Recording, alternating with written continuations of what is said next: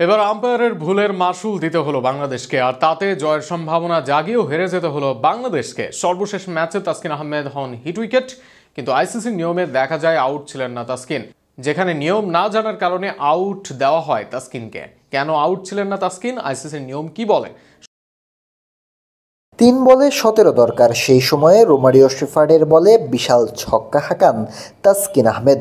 হয়তো মিটার হিসেব করলে 100 মিটারও ছাড়িয়ে যেত সেই ছক্কাটা, তবে সেই ছক্কার রান থেকে বঞ্চিত হন তাসকিন।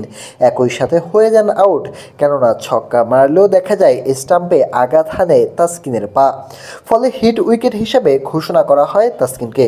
সেই আউটের পর প্রথমে তেমন আলোচনা না হলেও বিশেষজ্ঞদের নজরে আসে সে আউট, আর সেখান থেকেই ফুটেজ দেখে আলোচনা শুরু করেন তারা। যে আলোচনা থেকে ঘোষণা হয় সঠিক সিদ্ধান্ত দিলে আউট থেকে বেঁচে যেতে পারতেন তাসকিন আহমেদ। এমনকি তখন চাইলে জিততে পারত বাংলাদেশ দল। শুধুমাত্র আম্পায়ারের অভিজ্ঞতার জন্য জয় পাওয়া হয়নি টাইগারদের।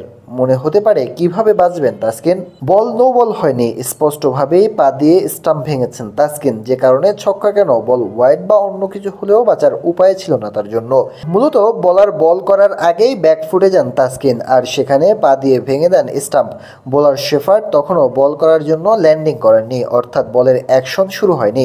আইসিসির 35.11 নম্বর রুল অনুসারে যদি ব্যাটসম্যান বলের কার্যক্রম শুরুর আগে স্টাম্পে আঘাত করে তবে সে আউট নন, বরং বল হয়ে যায় ডেড বল।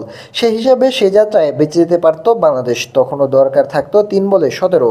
তাসকিন যেভাবে শট করছেন 3 বলে 2-6 বা 1 বাউন্ডারি কঠিনতম হলেও অসম্ভব ছিল না। অন্তত ম্যাচে তখনও থাকতো বাংলাদেশ, কিংবা শেষ বল পর্যন্ত হতো লড়াই। সাধারণ দর্শকরা হয়তো এত রুলস জানবেন না, কিংবা মাঠে থাকা আম্পায়ারদের জানতে হবে সব কিছু।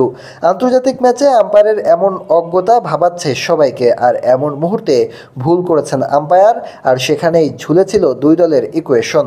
এর বাইরে যদি গুরুত্বপূর্ণ ম্যাচে এমন ভুল হয় সেখানে ভুগতে হতে পারে দলগুলোকে।